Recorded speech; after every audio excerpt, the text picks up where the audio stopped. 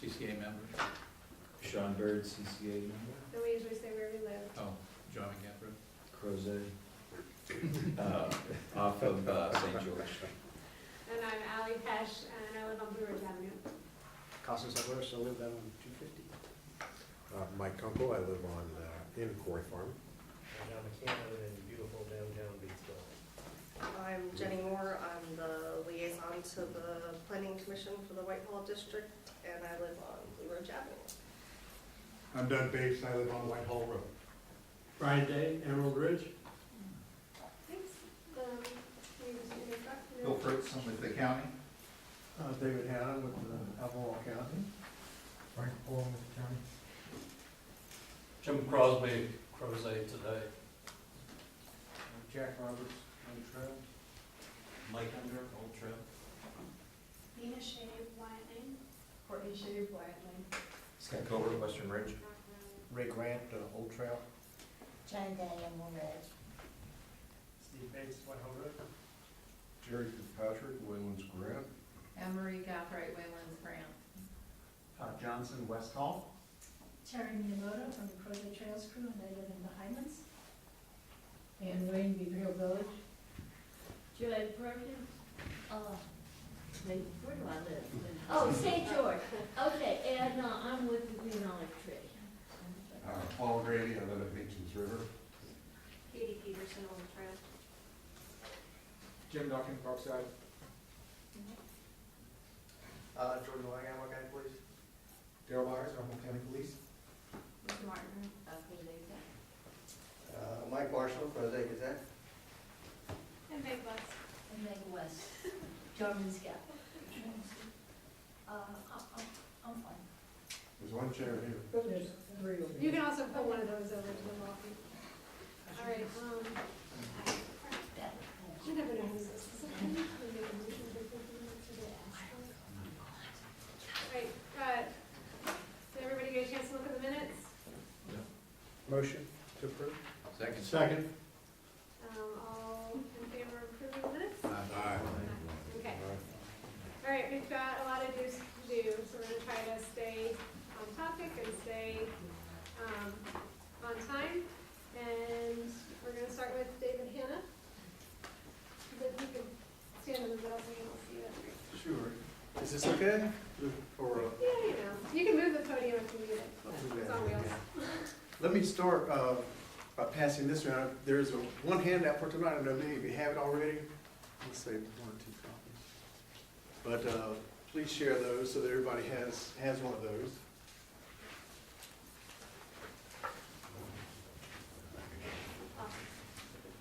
My name is David Hanna. I am Natural Resources Manager for Albemarle County.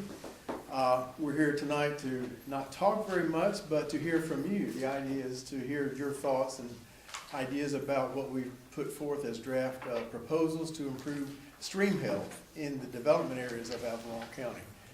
You've already met 2 of my coworkers who are heavily involved in this as well, Bill Fritz and Frank Pohl, and so we intend to talk very little. I'll give you a little bit of introduction, a little bit of background, and then we want to read through the 13 different proposals that we have. We'll read through them first so that, and give you a brief explanation if one's needed about them. They're in 4 different sections, the proposals are, and then we'll circle back and then go through each of the 4 sections and talk about the proposals individually and see what you have to tell us about what you think about those. So again, just by way of introducing this, this whole effort is designed to take steps toward improving stream health in the development areas. We are wanting to be, our intention is to be consistent with the county's growth management policy, in that we want to continue to make the development areas attractive places to live and work. None of these proposals are intended to curb or hinder or limit the amount of development that can occur, but rather to improve stream health moving forward as development will continue to occur in the 7 development areas in the county. We do not want to do anything that would lead to needing to expand the development area boundaries, and we want, in doing this, to again be consistent with the growth management policy, which is policy to not increase development pressure in the rural area. The idea is to keep the rural area rural. Let's see, this is the fourth meeting we've had with the CAC. We're gonna meet with the other three after tonight. And again, the purpose is to hear from you, what you like or don't like about our proposals, what might be missing, so we'll get into that in detail in a minute. Just by way of background, we had a public engagement process in 2017. We had 3 stakeholder meetings and 2 large public meetings to hear what people thought about the county's stream buffer regulations. So we're going beyond stream buffers tonight, and in this effort, we're talking stream buffers are certainly a part of what we're talking about, but we're talking about measures to improve stream health, not just stream buffers. So it's more expansive than just stream buffers. We thought pretty good turnout at our meetings, and we went to the Board of Supervisors last December and talked to them, told them what we heard from the public. And we suggested that the county move forward with developing some proposals to improve stream health, that we do it in 2 phases, do the development area first and then do the rural area second. So again, everything we're talking about tonight applies only to development areas. And the board liked that idea, and they told us to go forth and come back with proposals. So that's what we're in the process of doing. We're near the end of that process. Again, we've had 1 public meeting a week and a half ago. We're going to have 3 more CAC meetings. Then we're going to put our heads together and go to the board in early January with draft proposals at that time for how we should move forward. And we anticipate they will give us some direction on what they would like to see us do, how they would like to see us move forward. So that's sort of the outline. So I'll stop there for just a second. If there are any questions about where we are at the moment, before we actually dive into the proposals themselves, I can answer those. But once we start on the proposals, I hope we'll get into details and hear what you have to say. So any questions so far? Okay, we'll just move forward. So let's look at the proposals. Does everybody have access to a copy? Okay, they are in 4 different sections, and we'll go through all 13 proposals in the 4 sections first, as I said, and then circle back and talk in detail about each of the 4 sections. The sections are, the first section, new or revised regulations, and all these again are just proposals or ideas. These are all draft. Section 2 are incentives for residential development. Section 3 are incentives for non-residential development. And then the final section are county actions that can be taken. Okay, so let's look at section 1, the new or revised regulations. And these are numbered for everybody's convenience. So number 1, implement the county's steep slope design standards when a Virginia Stormwater Management Program or Virginia Erosion and Sediment Control Program application is required. So that very simply is, I know many of you know that in the development areas we have steep slopes, we have preserved slopes and managed slopes, where there are guidelines or standards rather in place for development. So we are saying that those standards should be applied everywhere within development areas. Number 2, eliminate the threshold for the area of land disturbing activity to invoke erosion and sediment control regulations that allow an agreement in lieu of a plan for land disturbance under 10,000 square feet.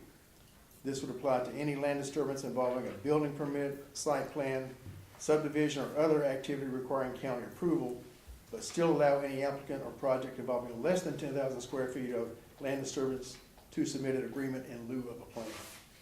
So basically, doing away with the 10,000 square foot threshold for erosion and sediment control plans, but everything that requires county approval, there will be either a formal plan in place or a plan in lieu, an agreement in lieu of a plan. Number 3, do not allow temporary erosion and sediment control measures to be located within a stream buffer without mitigation. The measures may be allowed within the landward 50 feet of the buffer with an approved mitigation plan for the area after construction is completed. Number 4, lower the threshold for the area of land disturbing activity to invoke stormwater management regulations from the current threshold of 10,000 square feet to some other threshold. And we did not put a number on that, but the threshold would presumably be lower than the 10,000 square feet. I shouldn't say presumably, it would be. If we do this, it would be lower than 10,000 square feet. Number 5, expand the definition of a common plan of development in the water protection ordinance to include activities occurring within any 5-year period. So this would basically just expand the concept. It would not undo or do away with the concept of common plan of development. What other parcels and other projects would be included under that concept if this proposal goes through. And last, number 6, increase the fees for water protection ordinance violations. Okay, well, we will circle back. Sounds like no questions. I have a question. Okay. And you may cover this later on, but I wonder, I think increasing the fees is, I absolutely support that, but I know, as with many things, it's hard, the ability for staff to identify those violations and is a struggle, and so, if there's, like, for example, if a property's under construction and they have some temporary erosion control in place, and it rains a whole bunch, and they're very close to a stream, my understanding is the limited resources that you have, those staff can prioritize those sites to go out and check first. I just wonder, it's great to think that there's more of a fee to pay if you violate it, but I also think sometimes we come up with like rules and regulations and enforcement is challenging. I mean, especially when some of these places, who's gonna see, like I as a landowner can't see what's going on with the stream across the street from my house, Right. and I'm not gonna trespass even though I suspect it's not. Right. I hate to do this. I'm going to suggest we table that for now because Okay. right now I just want to read through them and make sure they are understandable proposals, they make sense. And then we'll come back and you can be number 1 in the queue because we'll come back to section 1 to hear comments or Right. observations or what we can do ideas. to support the efforts to have staff, to go out and investigate these things. Because stream health is so important, and it's a funding issue to have Right. more people have feet on the ground. Right. No, we're always open to good ideas and good suggestions. So yeah. So we'll table that for now, but you'll be first when we come back around to discuss these in detail. So as far as the read-through, let's go on to section 2, the incentives for residential development. These are a little bit more straightforward. Number 7, there are 5 different items, A, B, C, D, E, under that. So the proposal is to allow density bonuses if, and then we have the A, B, C, D, E. A, if stream buffers are expanded by increasing buffer width where buffers exist, or establishing buffers where they do not exist. And this would apply to both perennial and intermittent streams. And you probably know that in the development areas, there is no protection or no rules on the intermittent stream. Letter B, the quality of allow density bonuses if the quality of existing stream buffers is improved or the buffer is permanently preserved. C, newly created lots do not include stream buffers. Buffers are located in common areas or other forms of protected open space. And again, that's for things moving forward from this point in time, new subdivisions, etc. D, permanent signs are posted that identify stream buffer areas. The county will provide the signs to HOAs. And E, trees are planted with locally native species in excess of zoning requirements. So again, number 7, I should have said this up front, these are voluntary incentives if the developer or landowner chooses to use them. They're not required, but the bonuses would only kick in if they chose to enact some of those measures. Number 8, some other incentives in addition to density bonuses could include A, allow buffer widths on perennial streams to be reduced, for example, an example only, to 75 feet, if the existing buffer is of poor quality and the quality of one of the remaining buffer will be improved. Letter B, allow reduced buffer widths, density bonuses, or other incentives if enhanced erosion and sediment control measures are implemented during construction. And here are some examples. There are a longer list of potential examples, but here are two. One is to reduce the maximum drainage area served by sediment basin. For example, 0.2 acre to 2/10 of an acre 40 acres instead of 50 acres serving a sediment basin. And the second example would be to reduce the maximum drainage area served by silt fences.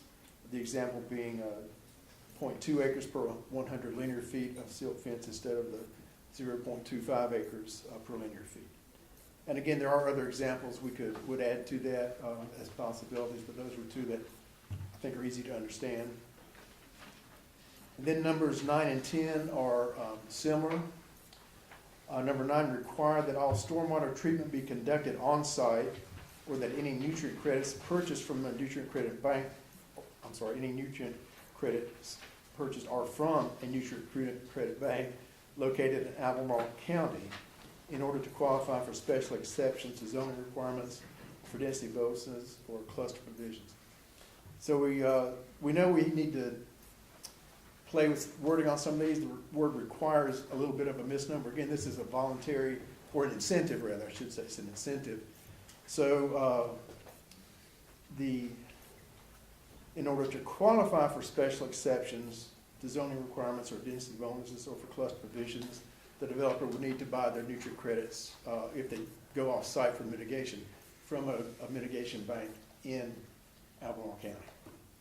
That's a better way to word that. And number 10, allow the purchase of off-site nutrient credits for land development only if a payment is made to an Albemarle County fund dedicated to improving water quality. So any questions just about understanding the meaning of these proposals? We will come back and discuss them as you wish. Okay. Oh, yes, I ma'am. do have one question. Do you know already who has nutrient credits to sell in Albemarle County? We do know that. At the moment, no one does. There's not an existing nutrient bank in Albemarle County. There's one that may possibly come online in the near future, but we're not certain about that at this point. So this is definitely looking toward the future, not things in place right now. All right, section number 3, incentives for non-residential development. Number 11, basically implementing any incentive we just described for residential development would trigger 3 examples of potential incentives. An expedited review process, reduced review fees, or reduced or relaxed parking standards. I think that's fairly straightforward. Any questions about that? Okay, and then the last section is county actions. We have 2 of those. Number 12, develop educational material and conduct public outreach.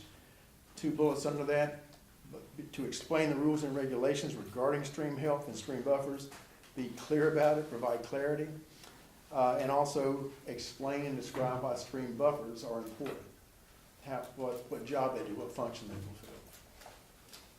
And number 13, provide support and coordinate with other organizations and landowners to facilitate activities and projects that will improve stream health.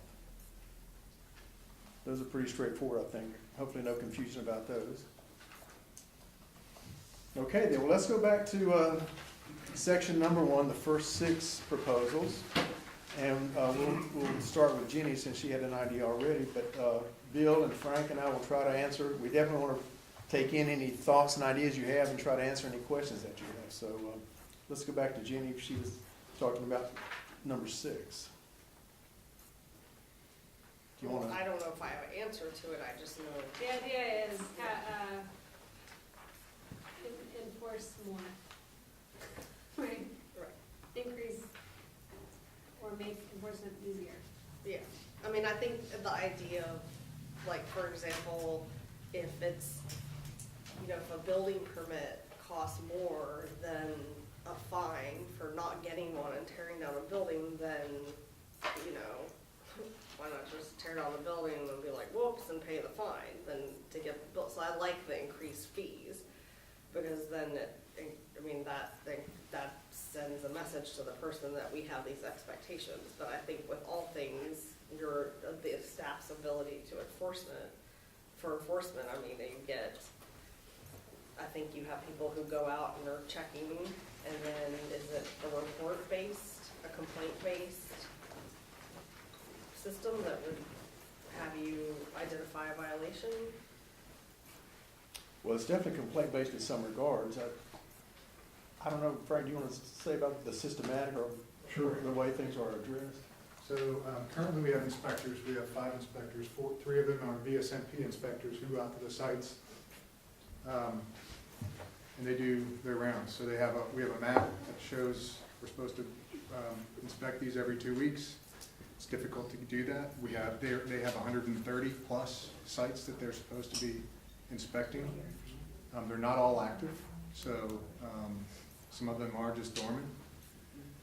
So the number does seem, it's a little bit larger in terms of the number. It sounds large, but when you look at the numbers, it's been very high lately too, so it's been difficult. But we do get a lot of complaints or citizen reports about discharges, and so we respond to those.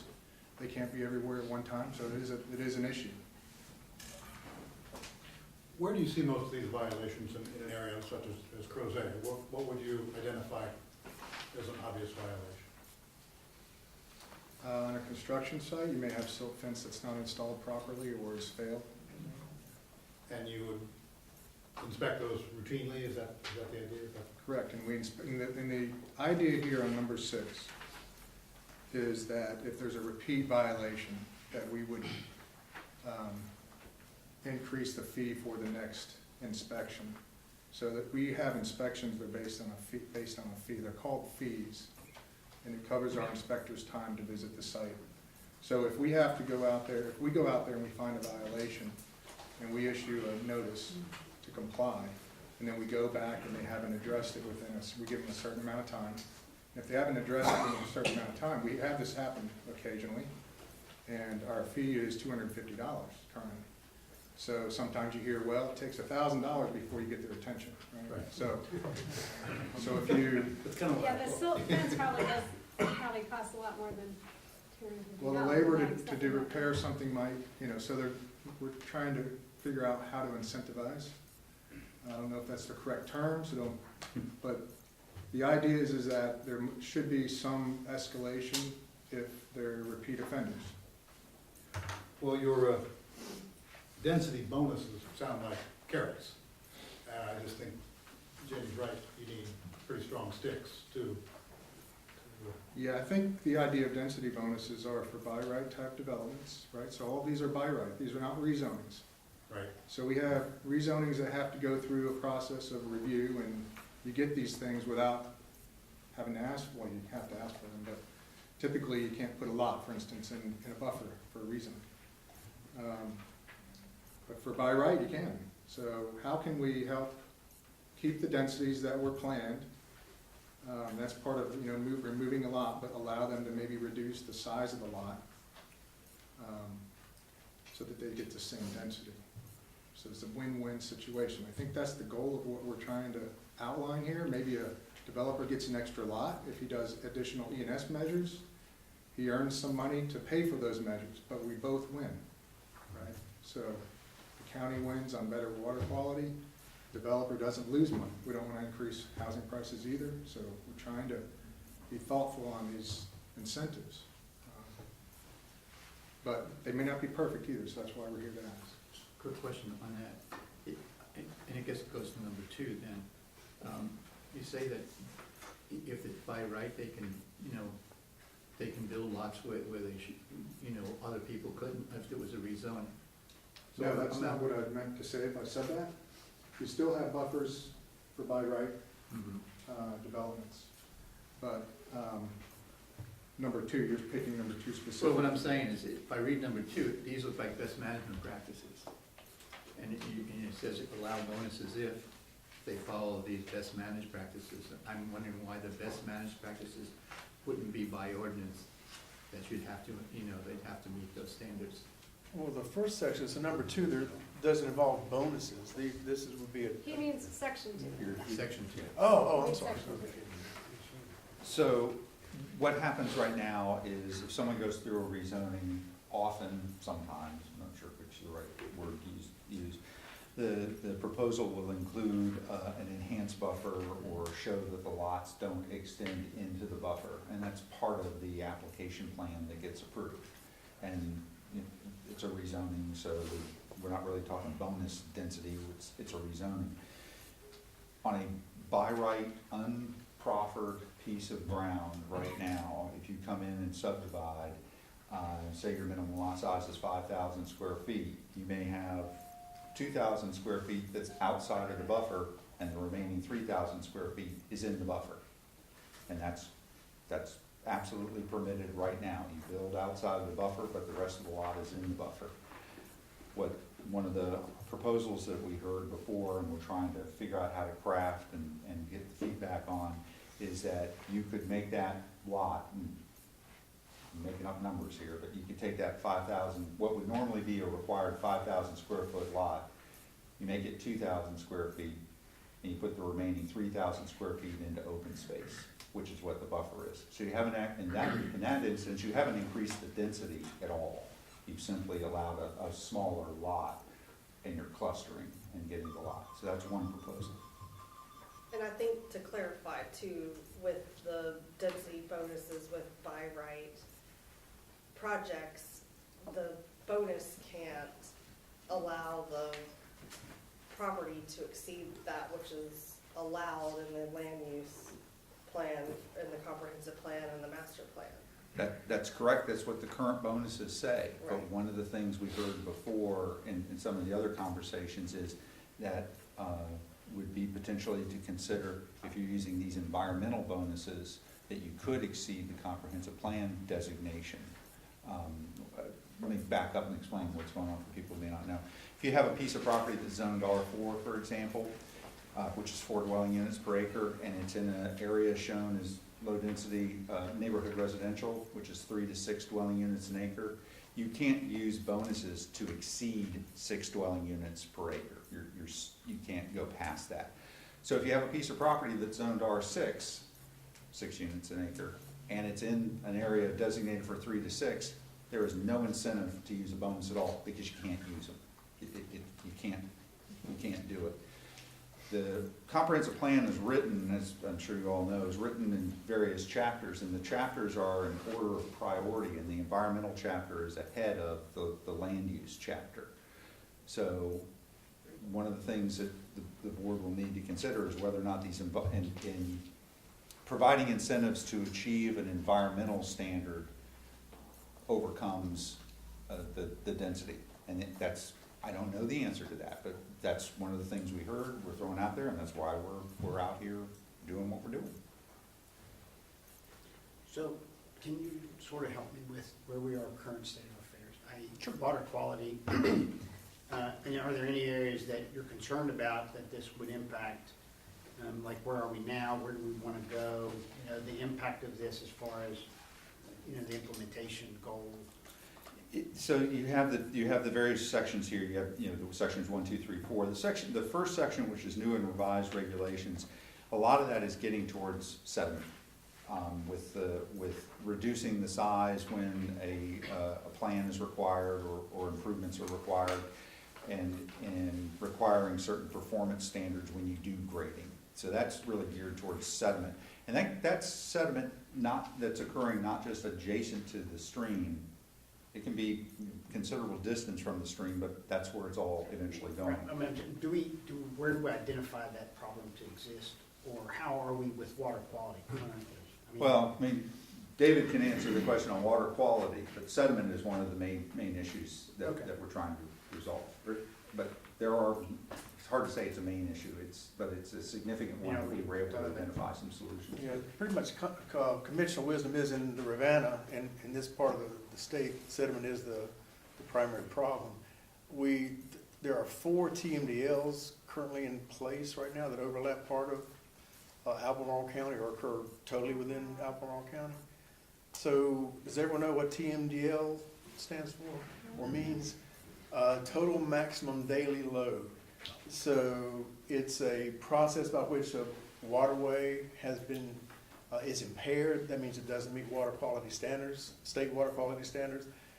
And it is at such a subpar level of quality that DEQ decides there needs to be a TMDL, which is a prescribed management plan to bring the water quality back up. And people have called it sort of a pollution, a diet for pollution to minimize the amount of pollution going into streams.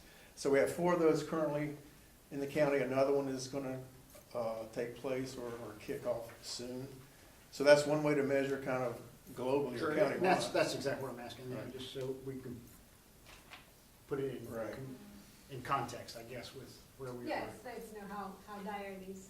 Well, there's also other good data too. There's a group, used to be a group called Streamwatch, and now it is merged with another group, and now it's Ravenna Conservation Alliance. They've been doing water quality monitoring throughout the Ravenna watershed since 2003. And during that time, I think they've done 8 assessments during that 15-year period. The first 7 of those assessments, roughly 2/3 of the streams that they sampled did not meet state quality water standards for aquatic life.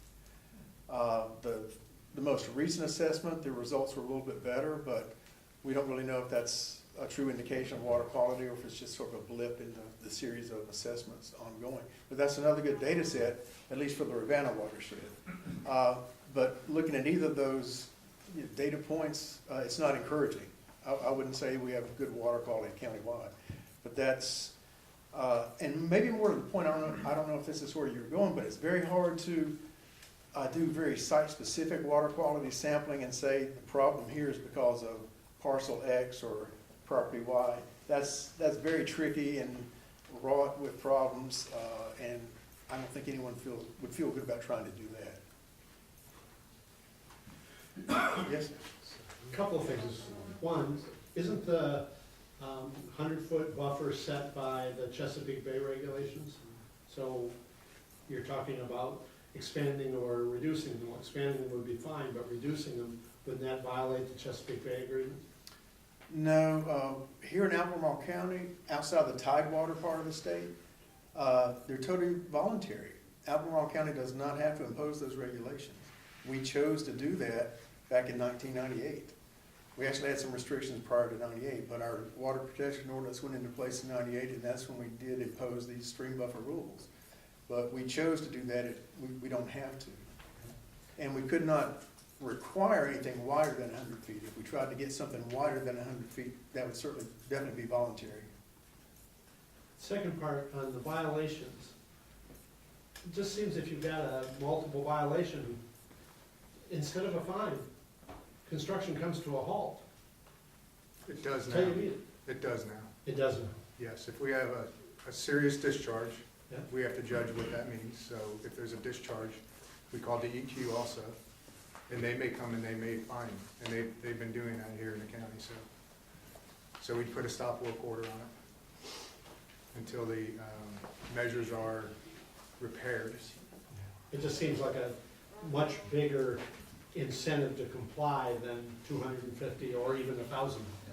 Stopping work really focuses We their have- attention. Yeah. You know, you have to keep in mind, though, these measures are meant for a 10-year storm event, and we've had a lot of bigger storms. So we do consider that, you know, if it's not a deficiency in what they've done, then do you penalize them for it? It's inherent in the measures that they are designed to handle 10-year storm events. That's the storm event that you run and you model for these, that have been modeled for it, so. So should one of the changes be to tighten that up? Well, that's what,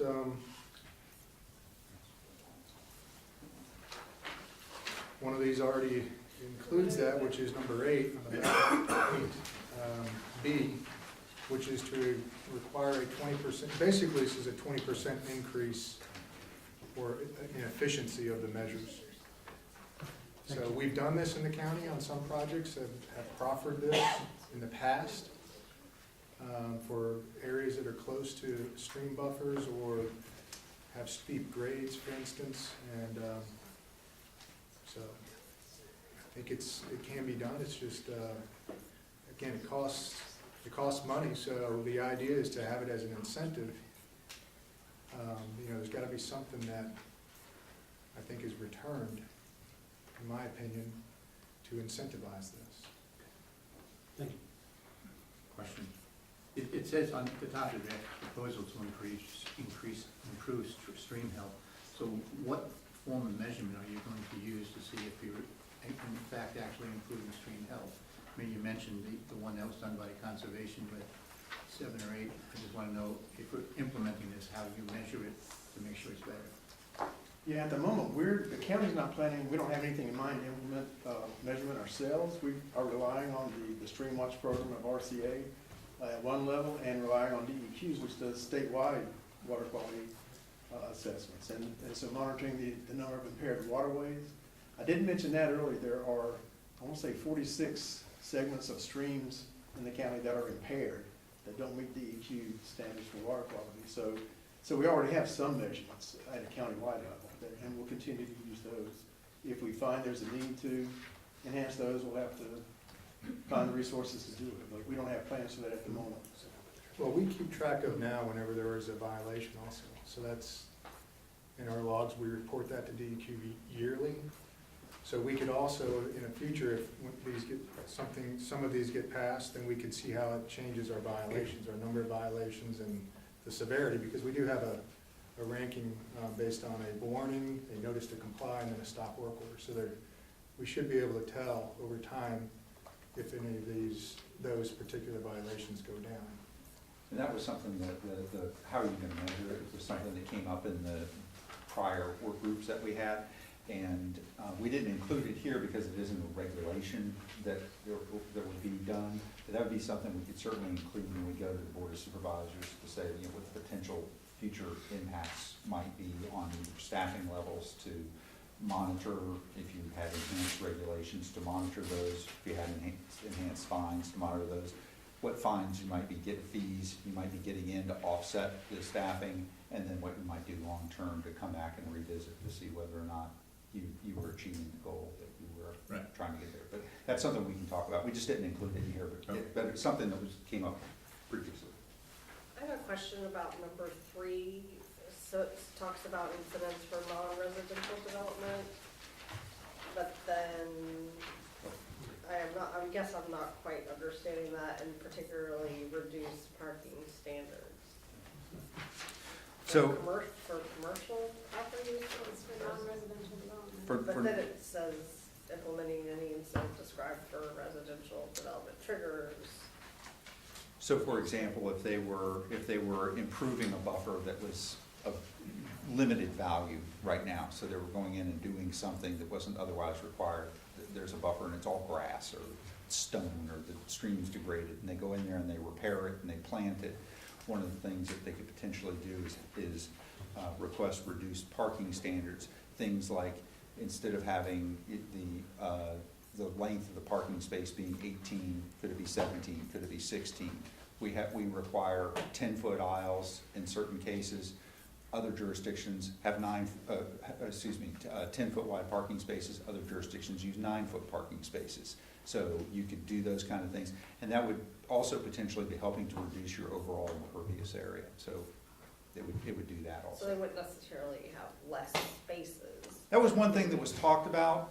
We haven't really talked about it much as reducing the spaces, but reducing maybe aisle width, the size of the parking spaces, those types of things instead. Right. Using a more urban, these are urban areas, using a more urban type of parking space instead of the traditional suburban parking space that we've used forever. We only have a couple more minutes, so.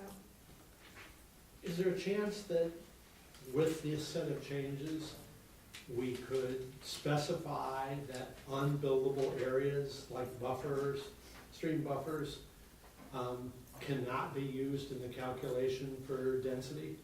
Because we've had serious environmental problems with over-density calculations based on the developer buying lots of unbuildable space and then using it to increase the density.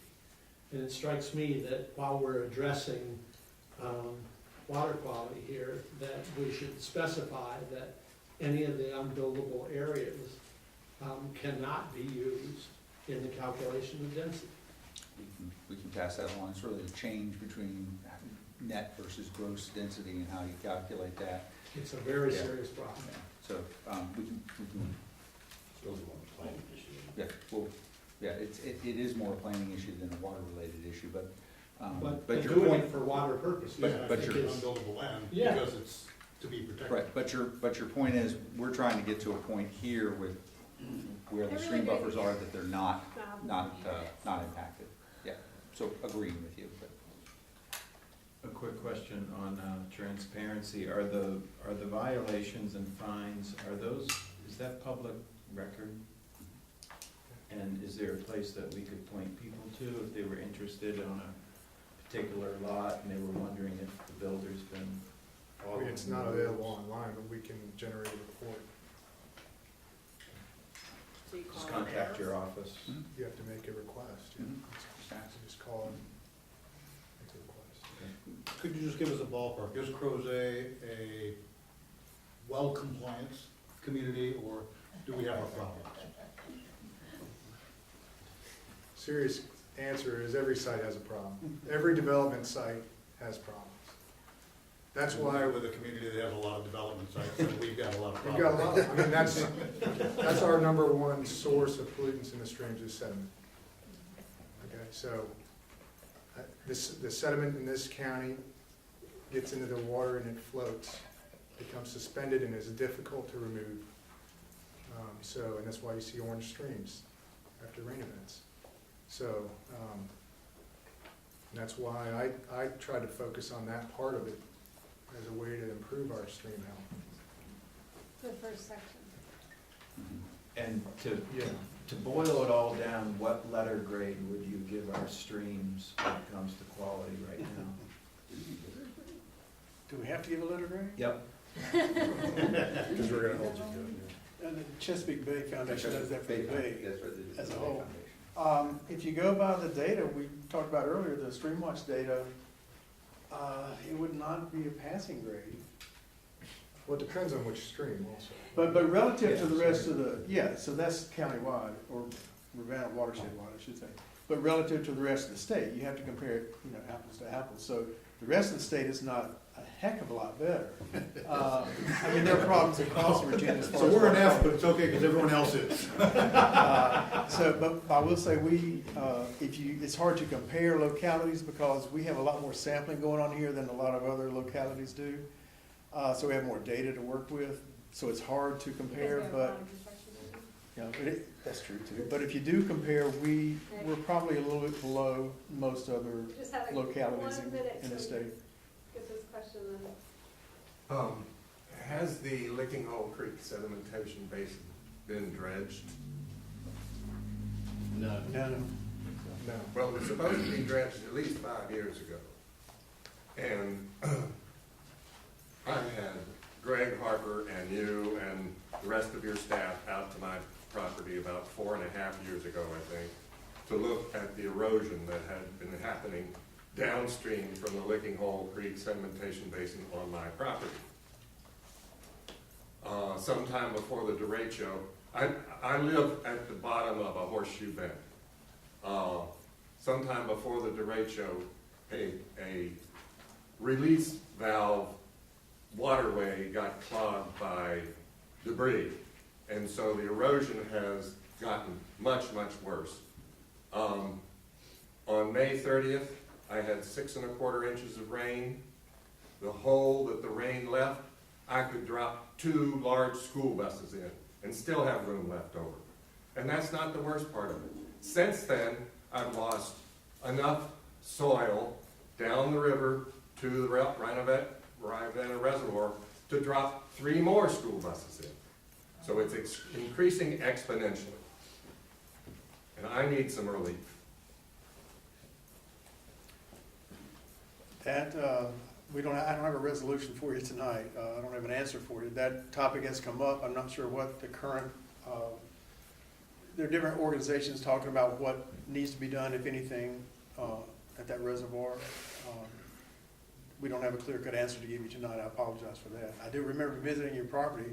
That was my first week on the job, if I remember correctly. It's almost 3 years ago. And you were not alone. I mean, we've had a heck of a year as far as precipitation. And so even places far removed from a reservoir have had tremendous issues this year.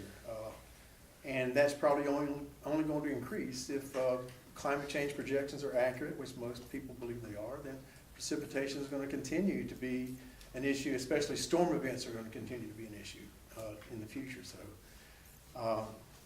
I apologize, I don't have an answer for you tonight, but we will look into it, see what the status is of that. Okay, well, dredging the sedimentation basin would help a lot. I ask him every year to do it. I live right next to it. Oh, do you? He's right. It's filled in, that's what it's supposed to do. And every 15 or 20 years, they're supposed to dredge it out. And they haven't done it. All right, I think. Urbana Water Service Authority owns it, by the way. Good. I think, we can, if anybody who has more questions can, contact. Want to give them the website? Yeah. Yeah, we have a website with links to these proposals and a lot of other documents and kind of a summary of where we stand in this process. It's albemarle.org/streambuffer. Good. So my contact information is there, and you can find links to a lot of different documents, and again, a summary of what we're doing. We do plan to go to the board in early January, as I said, so stay tuned. This will not be the last opportunity for input. We do have an online survey, and there's a link to that at this website, albemarle.org/streambuffer, and that online survey is going to be up until Thanksgiving. So Right. Thanksgiving is kind of the loose, well, let's make it a hard date for receiving input at this stage of the process. So, thank you very much for letting us come out tonight. We appreciate it. Thank you. We do appreciate it. All right. Ready to hear from the officers? Come on up.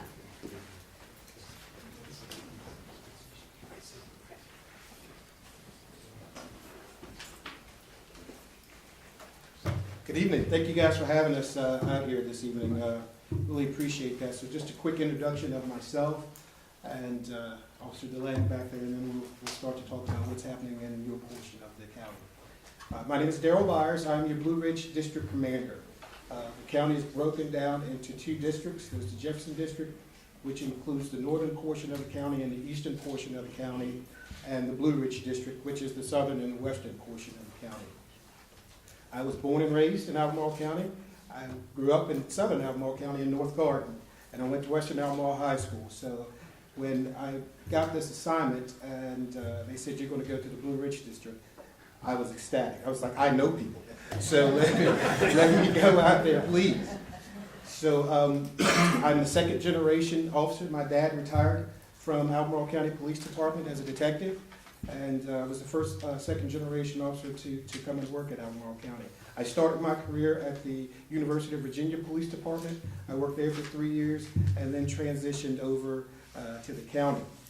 I got promoted, and this is the craziest thing. I got promoted and they said, hey, good for you, going to midnights.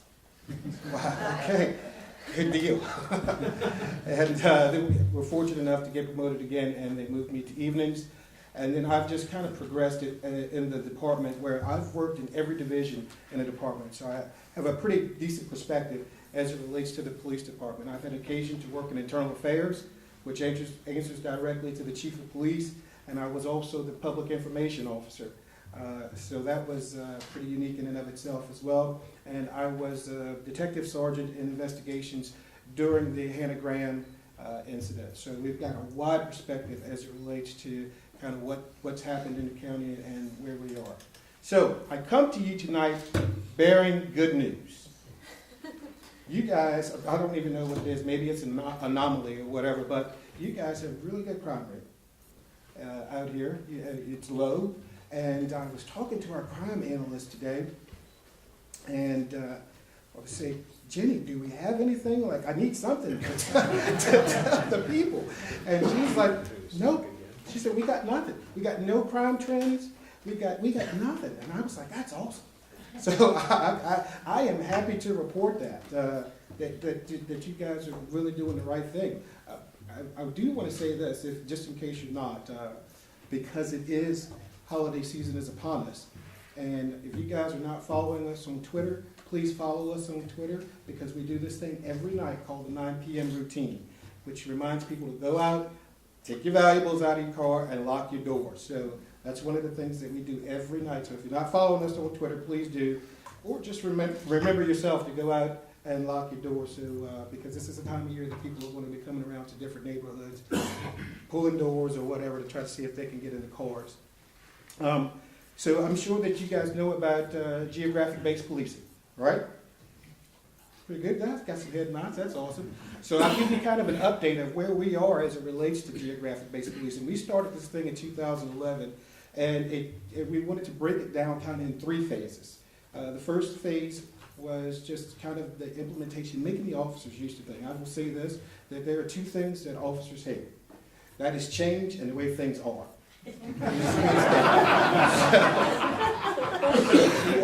Had to get them used to policing differently. Had to get them used to kind of opening their car doors and getting out the car and conversing with the community and having that positive engagement. So that was really the first phase, and it's difficult. But we made it through that. The second phase was all about building the capacity of the police department, kind of making sure we had the right people in the right places, doing some crime prevention, putting some crime prevention officers out there so they would go out and do this fancy thing that we call CPTED, which is crime prevention through environmental design. So they'll come out and look at your house and tell you, hey, you probably need to put some prickly shrubs here just in case somebody try to break into this low window. They'll do all kinds of things like that. They'll look at your locks. So if you guys are interested in that, call the police department telling you want them to come out and do an assessment of your house. The other thing that they do, and they've been very busy doing this lately. They've been coming out to the different places of worship and doing assessment at those buildings and things like that. So wherever you guys go to worship, if you want them to come out and do an assessment, they'll be more than happy to come out and do a security assessment as well.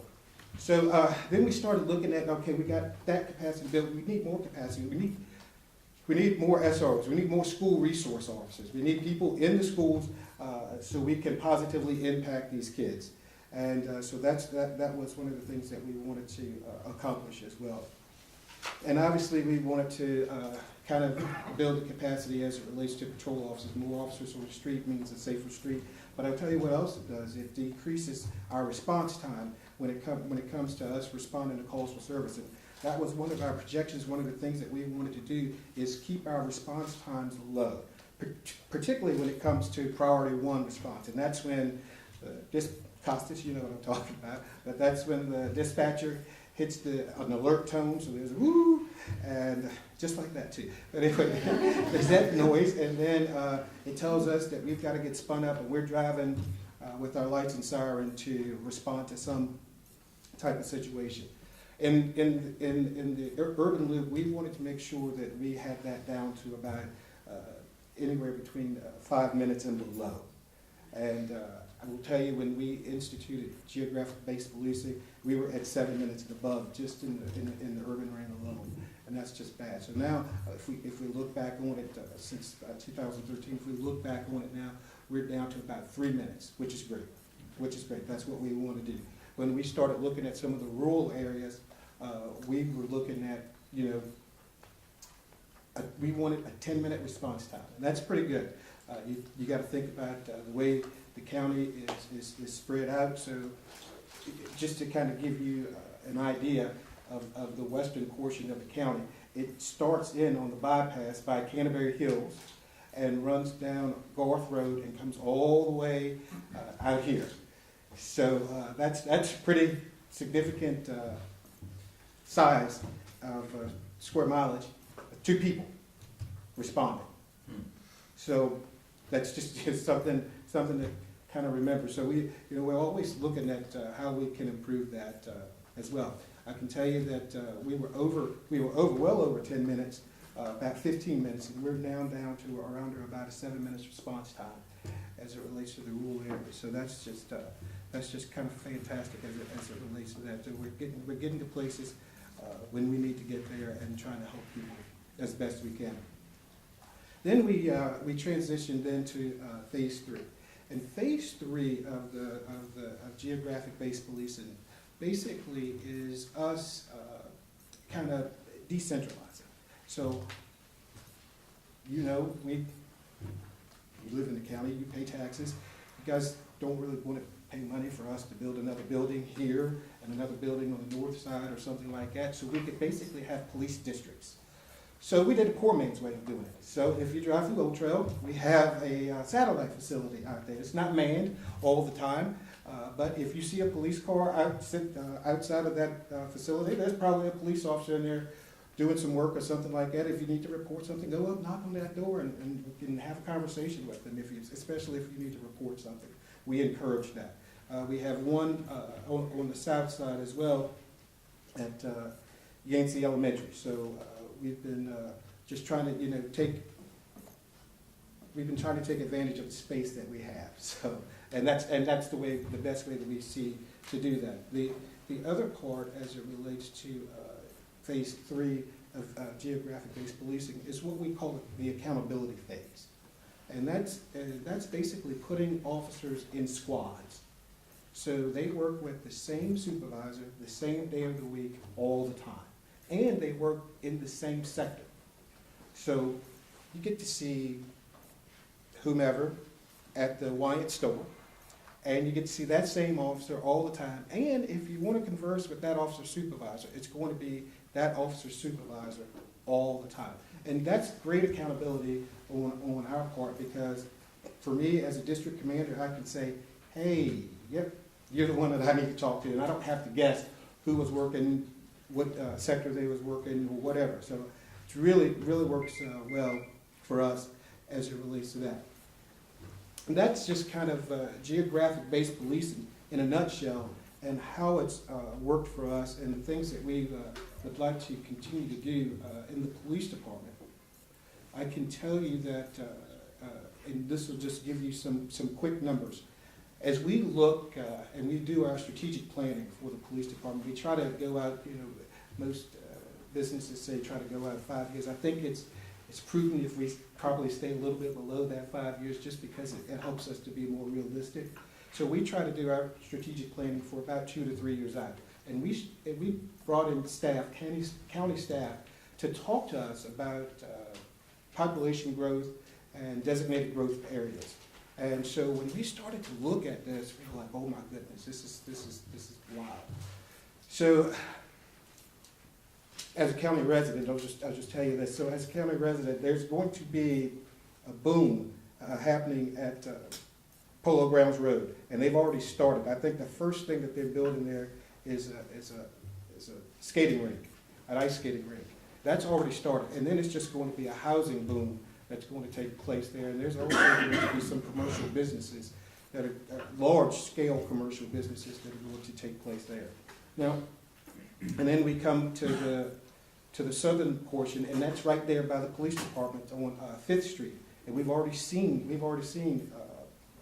exponential growth as it relates to Wegmans coming in, and so yeah, the tax dollars are great, but I can tell you the calls for service are just as much as the tax dollars in some cases. And then right across the street from the police department, they're building an apartment community for affordable housing. And then there's some single home dwellings and things like that that are being built on 5th Street. So you're going to see a boom in that area as well. And then out here. And there is, as the planners were talking to us, it was just amazing to me the number of things that they have planned for the Crozet area, and road cut-throughs and things like that. I mean, it's just pretty amazing, all in one fell swoop. So as a commander, and we're looking at this, and I'm trying to think strategically, and I start to look at some of the statistics, and the Bureau of Justice Administration says that you should probably have about 1.9 officers for every 1,000 residents. Well, that's not realistic. In Albemarle County, we want to be realistic. If we want to go to the Board of Supervisors and ask them for something, let's be realistic, because at the end of the day, at one point in time, the ratio was 1.5. We'd never make it there. So how do you come in and just jump right up to a 1.9? It's just not realistic. But what I do think is realistic is probably around about a 1.7. That'll give us about 170 officers. We have We're slated to have 147. We have 142 right now, so we have 5 open spots. And I think 170, if we do that, that's about, you ask for about 5 officers a year. I think that's realistic. You know, over a 5-year period, I think that's realistic. I don't think that goes outside the realm of possibilities. And so that's one of the things that we were looking at. The other thing that we look at is we're going to have to police this area in particular different. It's too large of an area. We need to look at realigning our sectors.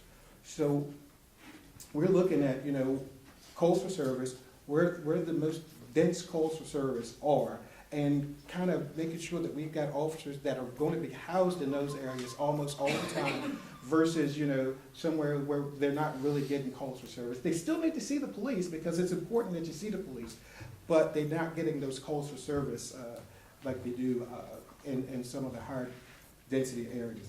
So those are some of the things that we're looking at as it relates to strategic planning and how we want to move the police department in the right direction. We can't wait for this to just drop on us because it is going to happen.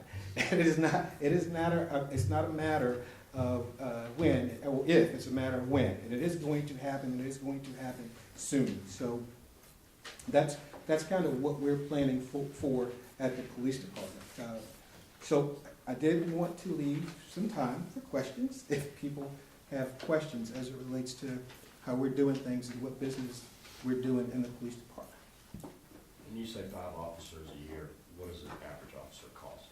An average officer costs, Like all the stuff, equipment? with all the equipment, all the training, cost around about $109,000.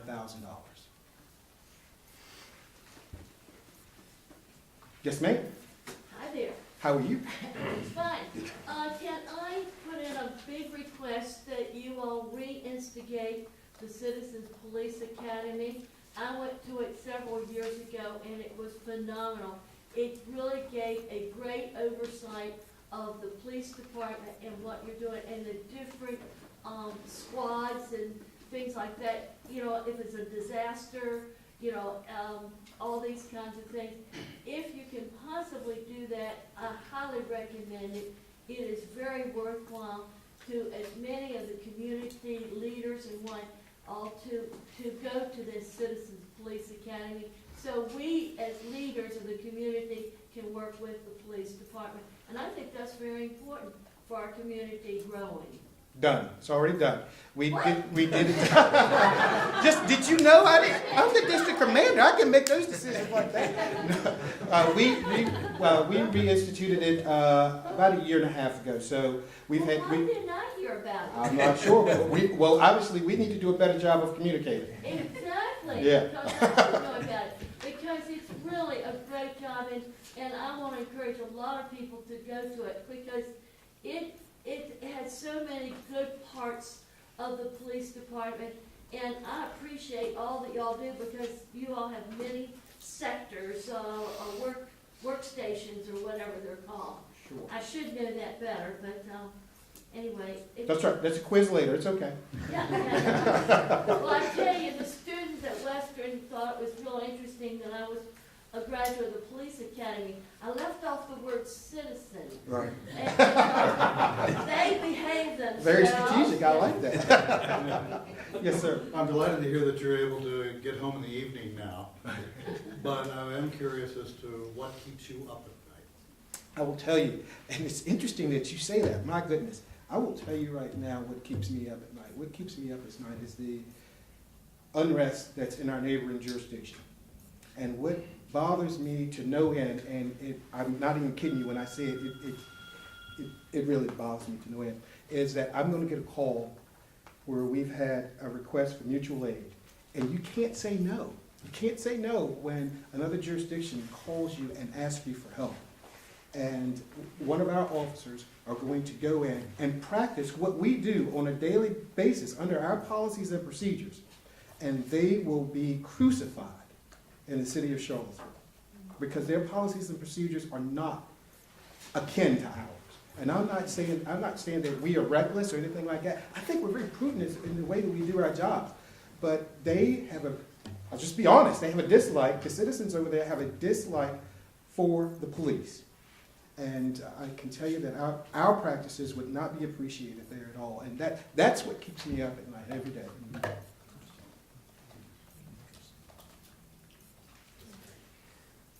Any more questions? So take a go ahead, man. Do you have any, you may have this already, like training or resources, for people to learn more about, like sharing the road with bikers and pedestrian safety? Because we see that with the pedestrians just here on Crozet Avenue, you know, standing there and cars just going by.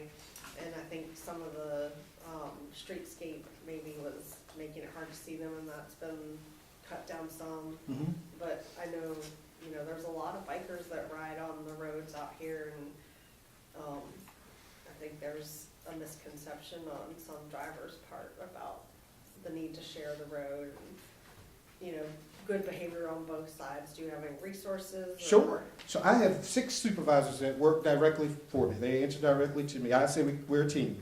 And so one of the things that I challenge them every day is to be innovative. And so a brand new supervisor, he comes in and he's got this sign. And I was like, well, what are you doing? And it's just a cardboard sign. And he's got written on it in with magic marker, hey, I'm a police officer. I'm standing here today monitoring traffic. And I was like, that is awesome. I love it. You look like you could be out there bagging, but you're out there monitoring traffic. So yeah, we're going to be doing stuff like that.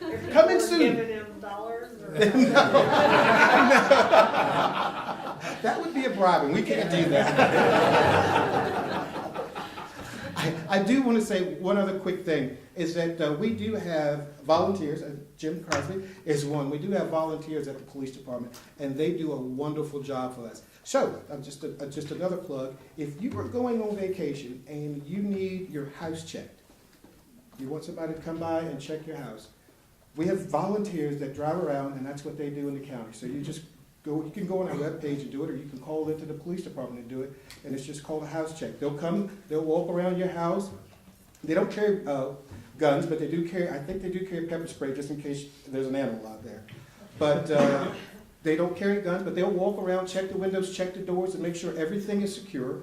And if they find something that's not, then they'll get on the, they have radios, they'll get on the radio and they'll say, hey, I need an officer to respond out here. Something is not right. So yeah, so if you guys are going on vacation for the holidays or something like that, just keep that in mind. All right, now before I go, I want you guys to take a good look at that face right there, because he is one of your district officers.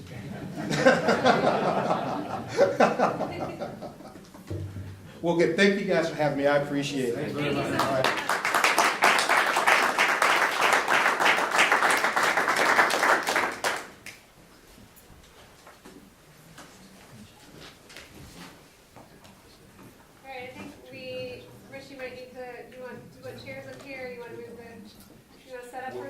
So I think probably the best thing to do would be just, we'll stand up there, Okay. and when we do the panel discussion, we'll put a few chairs up there. That's fine. If that works for you? Yeah. Okay.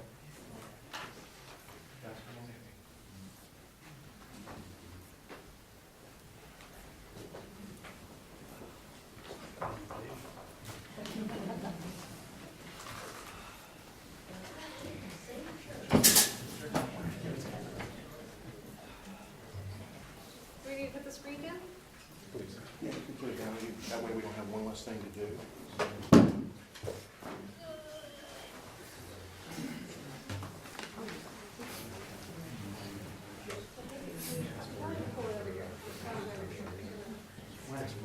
So you might need to actually. Michael. Pardon? Whatever you. We each need my. David, get the sign sheet. Perfect.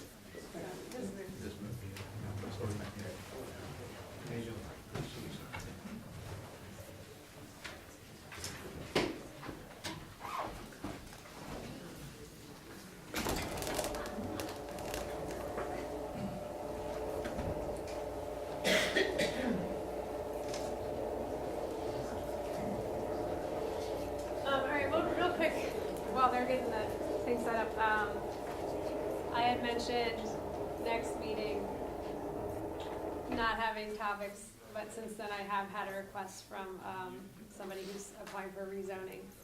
So we do have to meet next month, is basically what I'm saying. And if that's all I've got right now, so if anybody had anything else, but we will meet at the regular time next month, unless I hear otherwise from them. Third Wednesday? Yeah. The 19th, December 19th.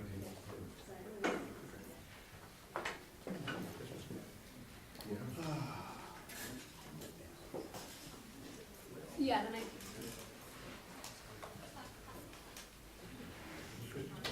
Christmas party, yeah, maybe we should do a cookie exchange or something. So we're plugged in. All right.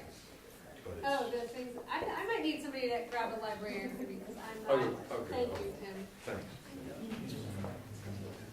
I do not know how, I think you have to turn it on behind Jim, and I don't have the authorization. Does anybody else have any items not on the agenda? Announcements?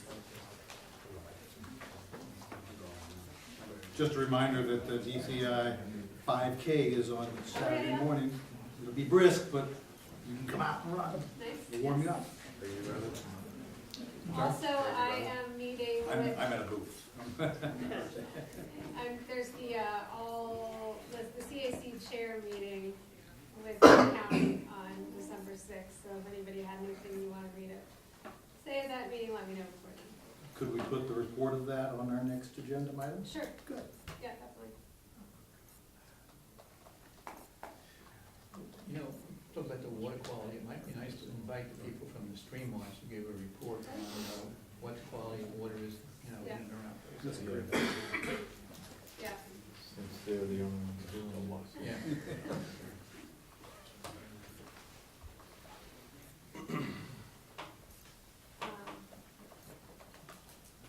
Did we get a library, Tim's doing it? Tim's out there as we speak. Can you get it turned on?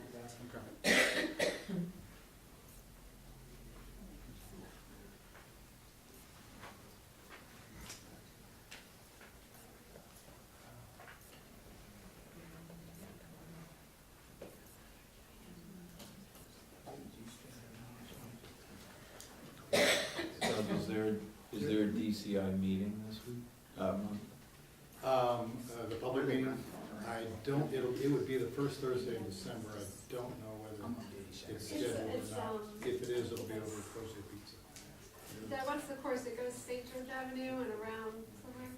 What's the other course? I don't know. So, I do know it goes down Crozet, St. George. St. George Avenue, and I know it loops back around, So maybe railroad or something? maybe something like that. I don't know how far 5K would take you. But, I hope that, while we're waiting, everybody saw the little blurb on the news tonight about how Perone and Jaunt and UVA have joined together to make a driverless shuttle Yeah. available, and they're starting in Crozet. Try to move people from parking areas to shopping areas. They didn't say what the route was gonna be. No, I don't think they know yet, but they're still working on this. At some point, we definitely. Carl just decided. Yeah, Carl. Tony, last name's Tony. They show up at work. I like that. Don't forget about it. Usually gonna wait for a shot. Yeah.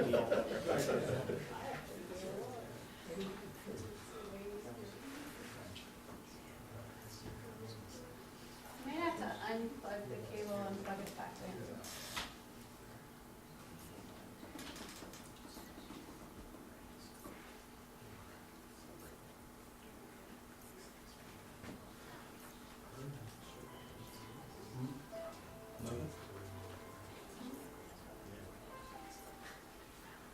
Got your music?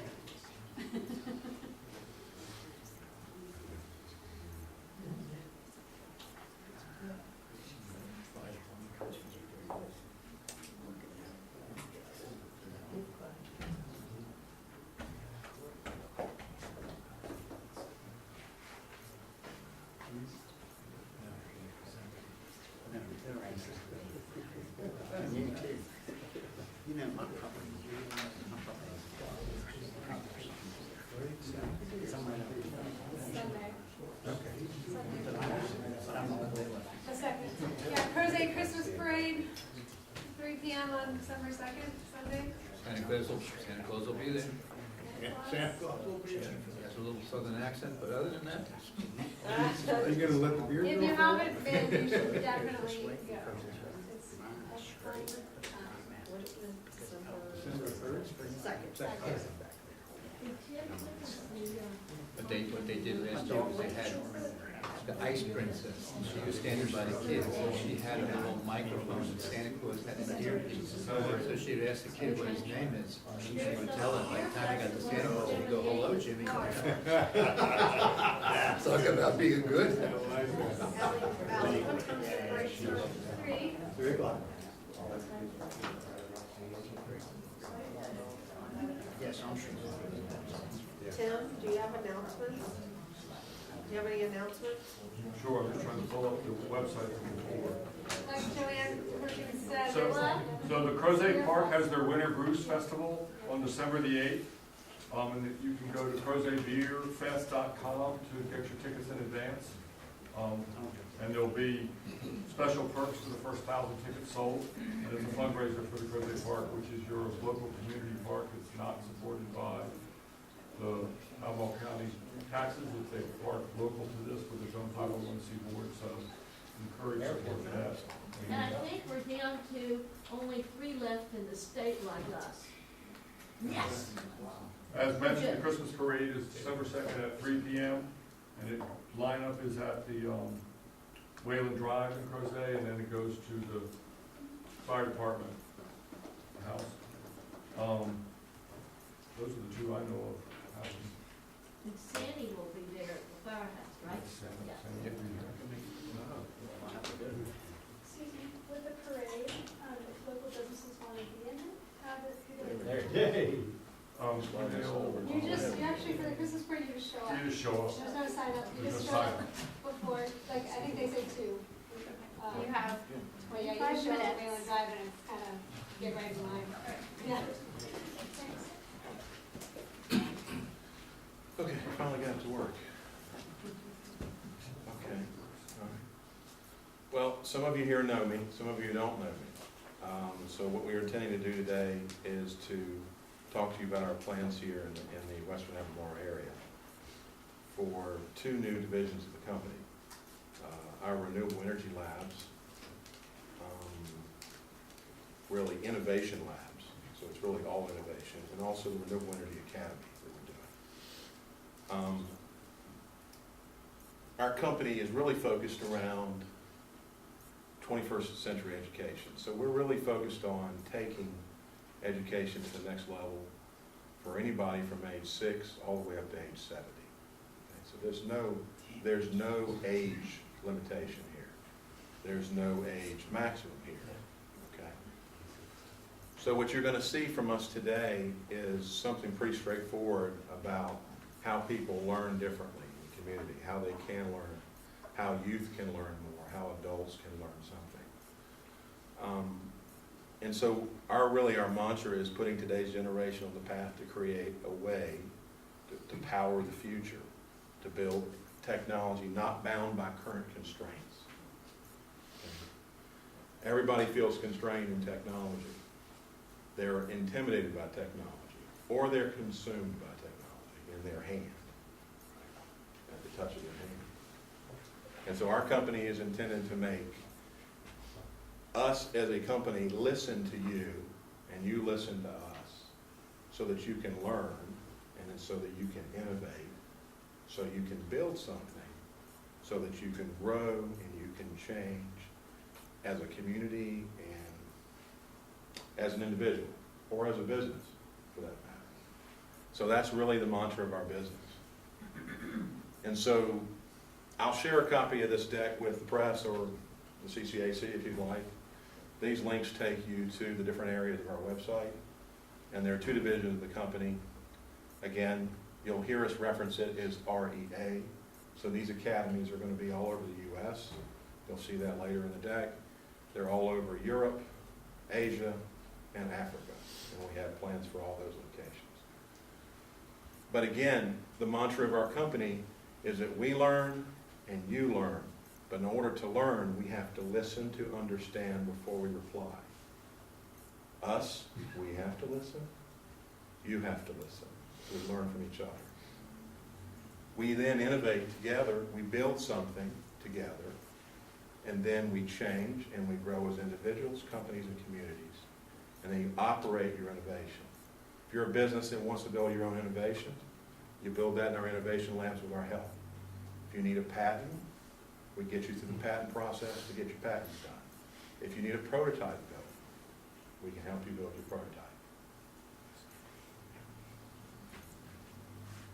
So I think first thing to do is to kind of introduce you to some of the leaders who are standing up here. So if we will click on the first one. So you know me, Rich Pleasance, the other guy. I need volume. Volume. This is the site of our new Renewable Energy Academy in Virginia. Can you make it It is louder? also the site of our Mid-Atlantic Innovation Labs. Behind me, you'll see a fence. Our fence will be invisible because it'll be open. Because you have to be open in order to learn, and you have to be able to learn in order to be able to innovate. In order to be able to innovate, you have to understand. When you understand, you can build something. When you build something, you can grow as an individual and as a business, and you can change your trajectory as an individual, as a business, and as a community. Today, with me, I'm proud to announce our new CTO, Wayne Beaver. Wayne, what do you think of all this? I think it's fantastic. I think that it's an excellent opportunity here for the citizens in this area to, have an opportunity to bring their product, their idea to fruition and develop it in a lab with us and help, bring it to life. And that's what it is, what this place is about, is bringing ideas to life. And it's also about listening to each other, learning from each other, innovating together, building something meaningful for this generation and the future generations to come. And we're here with you, we're listening, and we will learn with you, and we will create something that this community can be proud of, and that people can work and learn and live here, and not have to get in a car and travel on that highway you hear in the background. Thank you for your time. Where's your location, Rich? You'll see that at the end. I'm going to do a flyover video. Yeah, that's a great question, and I'll be telling you all about that too. So let's look at the next one. Is my wife and my right hand.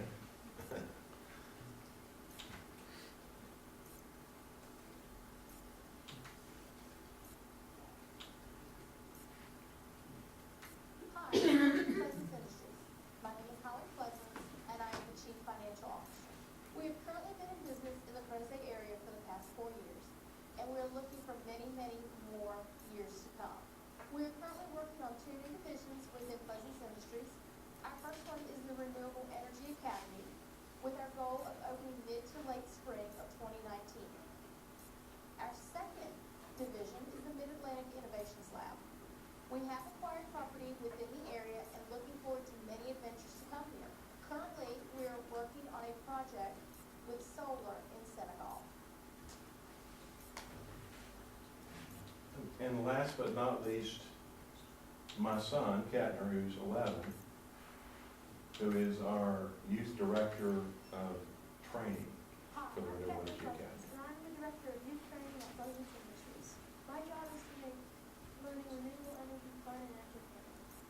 If you're between ages 6 and 12, I will be your teacher. My dad has taught the ways of renewable energy schools for around 6 years. I look forward to teaching you in the future. Look for me on Twitter.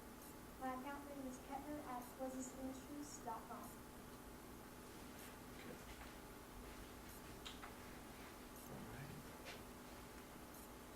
So now, let's focus on just the basics, which is, who are we?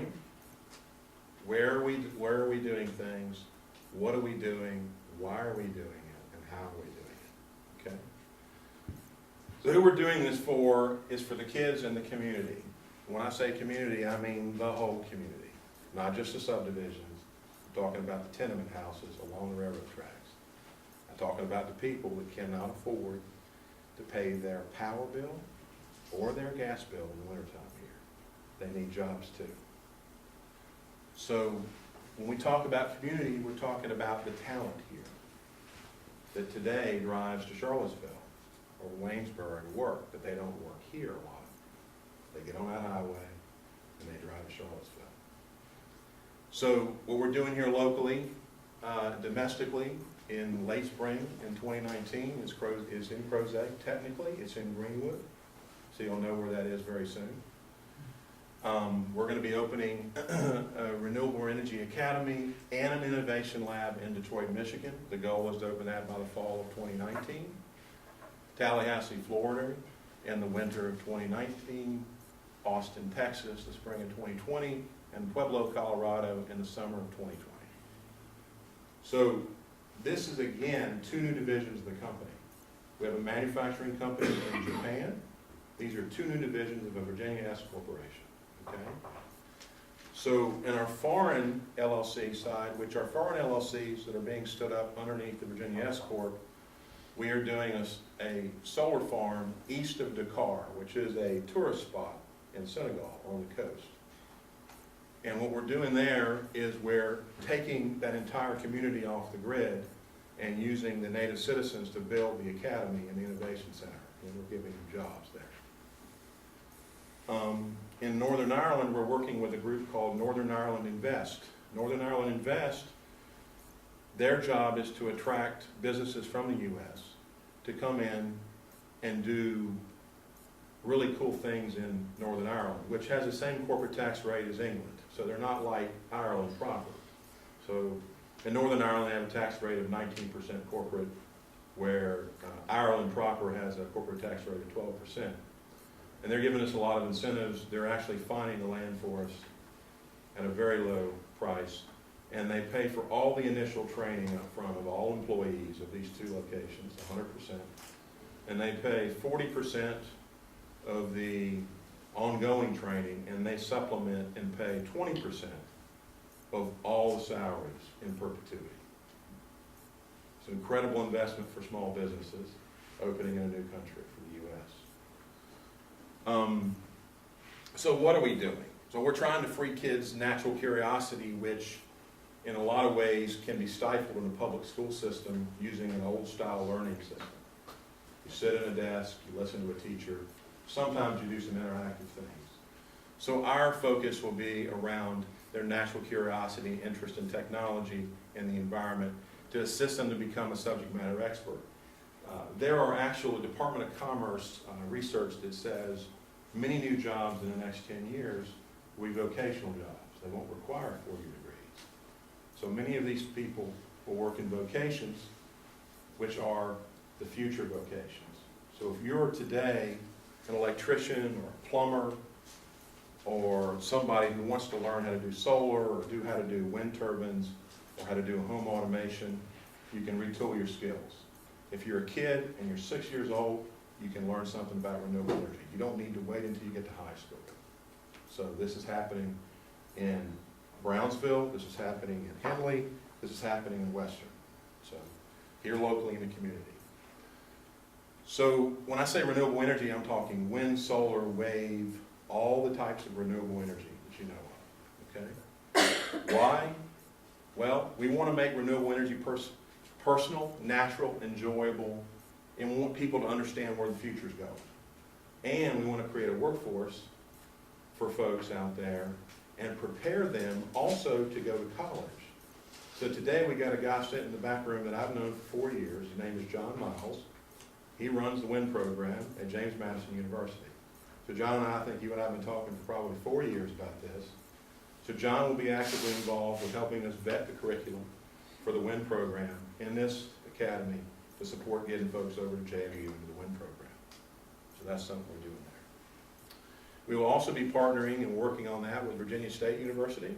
We're still in early stages with that. And the goal is eventually to partner with University of Virginia for their innovation labs. It's a little more complicated at UVA because everybody wants to do innovation at UVA and departments compete with each other. So it's a little different animal over there. So how are we doing this and how are we delivering the training? We're delivering it through social media, through class-based instruction. We've partnered with an academy in Germany to deliver some courses out of Germany. And all the courses here will be hands-on. They'll be working on solar panels, wind turbines, home automation labs.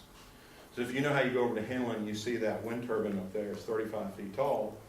Think of a wind turbine that's taller that we'll have to do a permit for, where half of it folds down and the kids learn how to work on the internals of the wind turbine, right? So those are the kind of things we're going to be doing, and then their kids are going to be using their phones to test it, or a smart device to test these things. And they don't have to be but 6 years old to do it, because they know how to use it today, right? So let's use it for something productive. Okay? So our mantra as a company, our service mark is, we will change the way you learn to innovate. Our company will help you change the way you innovate, the way you learn to innovate. Because the way we innovate today is based on our educational system of yesterday. The world's moving really fast, the educational system hasn't caught up. I love the public school system, my son goes to it. I really do. But I think this augments the public school system, and prepares the kids and adults for future advancement and to go to college, places like James Madison University. Okay? I just want to make sure you're saving time, because they are going to kick us out. I know you got. Yeah, you gave me from 8:30 to 9, I know you kicked out at 9. They kick us out before All right, that. I just want you to, don't want to run out for the. Yeah, no worries. So the components, really are focused around social media interaction. There'll be some free courses, and we're going to give free courses to the energy, the Environmental Academy at the high school. So all the 9th graders that come into that new program, there's 25 of them. They'll go through a free introductory course on solar, wind, smart agriculture, and we'll be partnering with a couple of vineyards to show them how that works with drones and IoT devices. Okay? Community interactions, we'll be holding exhibits and participate in maker fairs.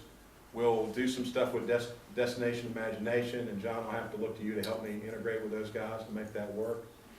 The Science Department and the Environmental Academy, as I mentioned, the Career Fair at UVA and JMU Research Labs. And so we intend to co-develop some things with JMU. We'll be working on that, hopefully. Classroom instruction, innovation labs based learning of NASA. So there's a NASA methodology for lab-based project learning. So you can look those things up. I don't want to get into that detail. We'll have guest speakers from the industry, from the wind and solar industry from all over the world for people to talk to. And we'll be doing field trips for people who are in the academy.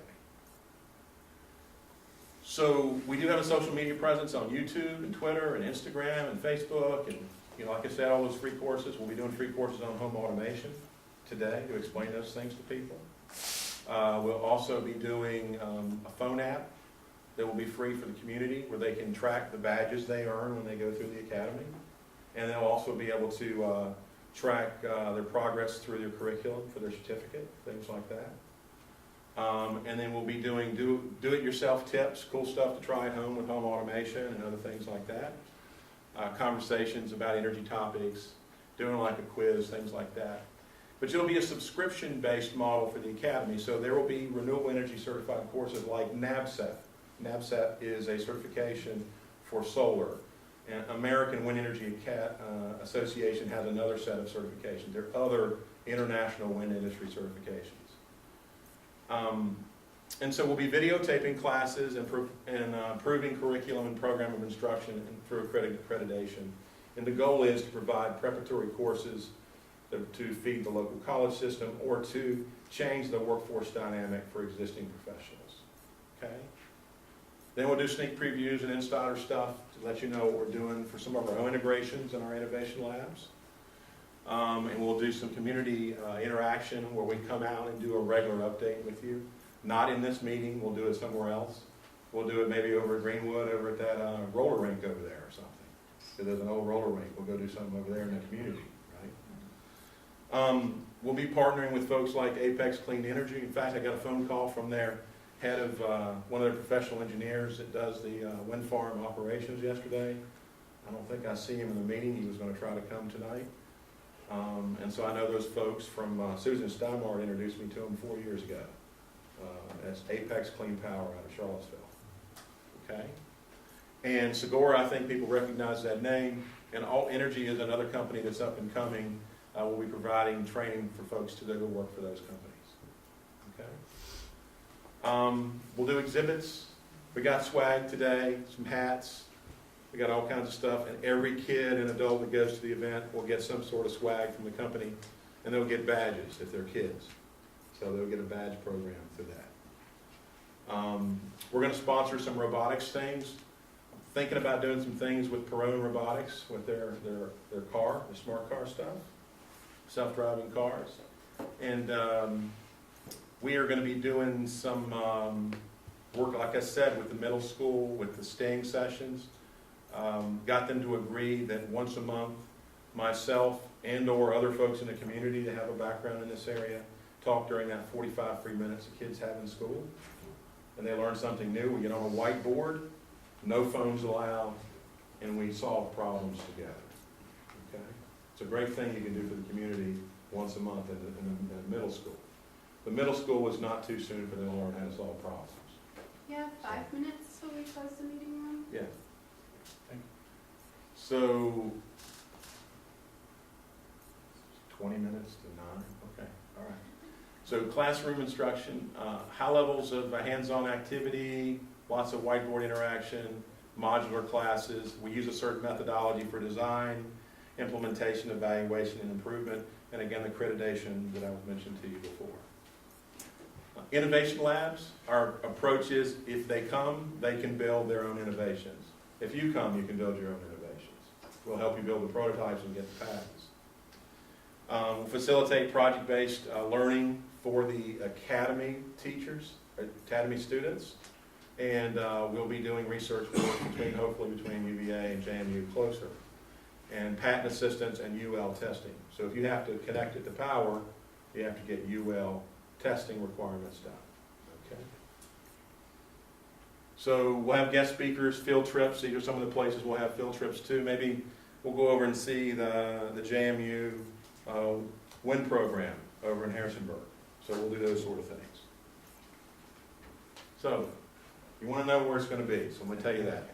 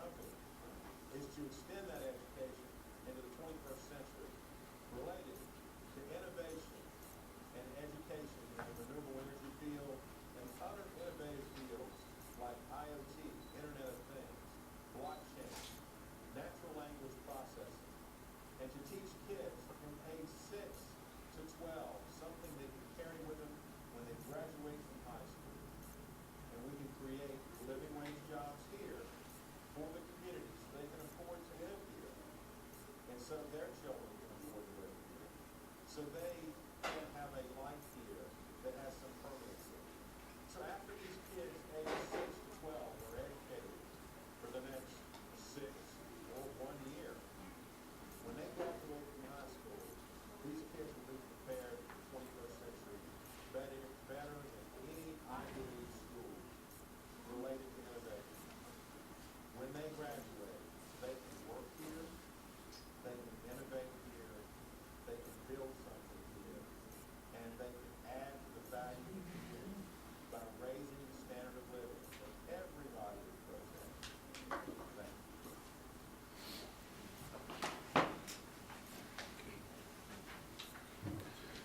So it sounds like we have 1 minute for questions, is that what I just heard? That's what I thought, yeah. So guys, come on up here. We'll stay up here until they decide we can't use our taxpayer paid for library. Come on up here, guys. Okay. So we'll come over here and we'll answer questions for you guys. So where's the where? Anyone has been to Western and seen the robotics team and how they have improved over the last 4 years. In 11 weeks, the robotics team at Western this year did a phenomenal job. It's here. If the kids want to do this, it's unbelievable how they have expanded their program and their robots. It's phenomenal. And they're right here in our high school. And they're loving every moment of it. Just So- want to give that. So I can answer the question. This is the old Greenwood Chemical Plant over off Newtown Road, right off of 250. You go past Pollock Vineyard, it's right up the road. So I've been working with the Environmental Protection Agency and the Virginia Department of Environmental Quality for 2 months now. As you well know, there's an article in the paper, I guess it's been a couple weeks back, and we've been in the process of acquiring the property and a process of getting the deed process. Because of the complexity of how the property was owned, I don't have a deed to show you today, but we'll give you that when we have it. So my law firm is Freshfields up in Washington, D.C., and then I have a law firm in Charlottesville they're working with to get all the deed work done. It's 33 acres of land. We are going to give a portion of this land back to the community. We're going to have walking trails. We're not going to cut any big trees down. We're going to park set the property, if you know what I mean by park setting. Using fecons, skid steers, running up the small trees and all the undergrowth, planting grass and switchgrass in between the trees like a park. And we will only clear enough trees for the Academy and the Innovation Center. It'll be completely off the grid. There'll be no septic. There'll be no well.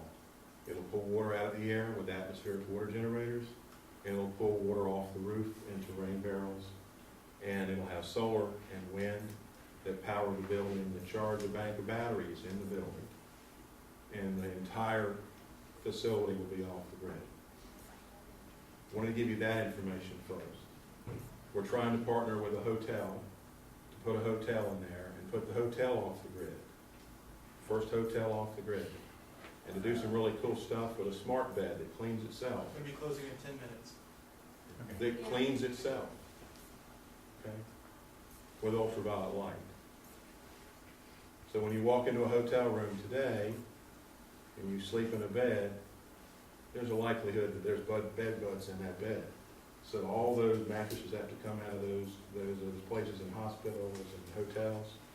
We have a solution that uses a black light and an ultraviolet light that cleans those beds. I'm making them nervous. But think about that technology can be applied to an airplane, a train, and anywhere.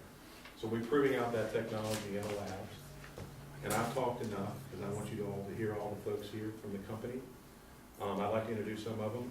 Wayne Devers is our Chief Technology Officer for the company. I've known Wayne for, 23 years? Kip Berkey. Kip is from Columbus, Ohio. He and I have worked together for many moons when we worked together at VMware when I first moved here. And Kip is our CIO. And our SVP of Innovation Sales is Michael Clark. And I worked with him at my work at Oracle. And of course my son, who's 11, wears an 11 shoe, by the way. 11 shoe. And he is our director of youth training. And my wife back here is the CFO of the company. She's been there supporting us. And our newest employee in the back is Virginia Hart. Virginia has a great story. She has an MBA. And the job she had and the job she's going to have are two different things, aren't they? I need to close this room. Ally, I move that we close the meeting. Yes. Not like that anymore. So thank you all. We have to clear out, take some minutes, put everything away. Thank you for coming, everybody. Thanks for coming out. Thank you. Great.